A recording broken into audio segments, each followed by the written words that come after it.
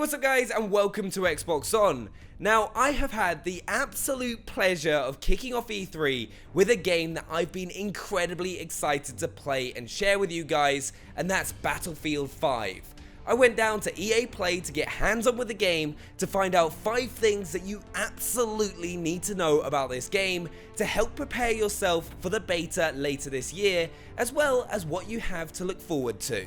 Another really exciting thing that's come out of EA Play and our hands-on is the fact that Battle Royale is now confirmed for Battlefield 5, which is going to be awesome because let's face it, 2018 is the year of Battle Royales, and the fact that a game which plays like the way that we've seen Battlefield 5 play today, with all the features you need for a Battle Royale like health replacement, ammo resupply, jumping out of an aeroplane to land on a map, is all there. We've yet to hear about any more details about the mode, but we'll find out more in the coming months. But from what I've already played of Battlefield 5, the mode is going to be incredible. Now, something that we'd love to hear from you guys is what would you like to see in Battlefield 5's Battle Royale mode? Because remember, with the ability to build fortifications and to potentially have vehicles, it could play completely differently to any Battle Royale game that you've played before. The first thing that you're going to notice the second you hop into Battlefield 5 is the gunplay.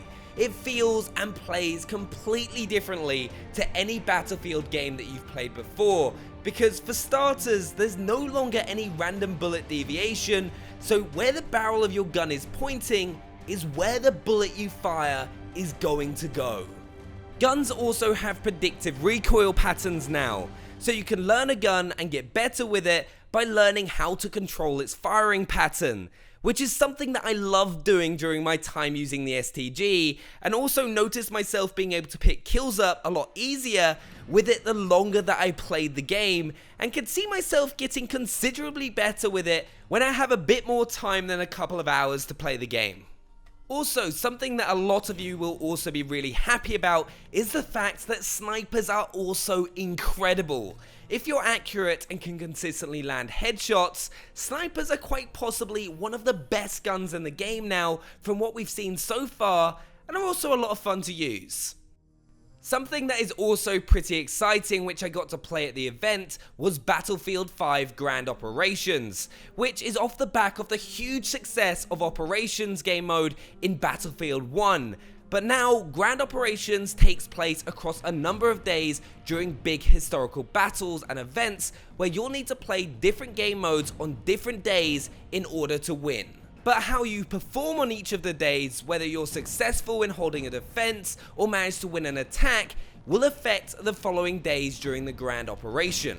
During EA Play, we played on the map Narvik, which started off with the brand new Airborne game mode, which is where the attacking teams spawn into the game by jumping out of a plane and parachuting to the ground, which is pretty damn awesome, because if you don't jump quick enough, the defending team could potentially already kill you by shooting the plane down. Once they've successfully landed, they need to grab bombs and plant them at objective points in order to win the day. Trying to shoot the planes out of the sky while being driven by a teammate's vehicle is pretty fun as well, but personally, I found spawning into the game as an attacker pretty damn epic.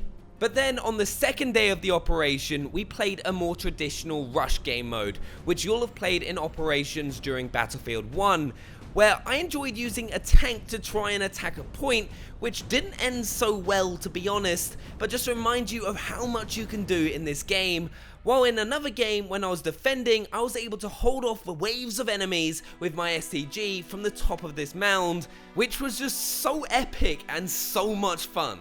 Another big difference I found from my time playing Battlefield 5 was the way that the spawn system worked. It has massively improved by when you've died, you'll be able to view your squad mates in action on the battlefield and decide when to spawn in directly behind them.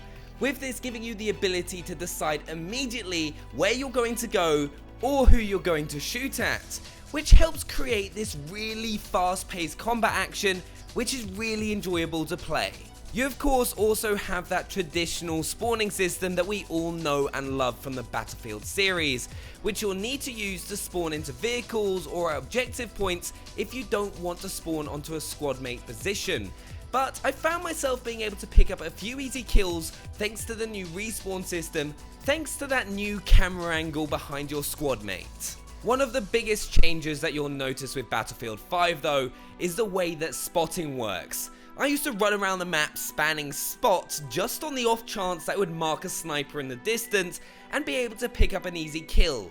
But in Battlefield 5, you'll mark locations so you can no longer use that little trick that you'll have taken advantage of in other Battlefield games. But that is also one of the reasons that sniping is even more powerful in this Battlefield from first impressions, as you'll have to use the flare from the scout class or keep an eye out for the lens flare from a sniper's scope in order to find those pesky little snipers. But there we have it, 5 things that you have to know about Battlefield 5. I had an absolute blast playing it, and I know you will do too. Make sure to let us know what you think down in the comments below, subscribe for more E3 content, and smash that like button if that's what you're into, and we'll see you guys next time.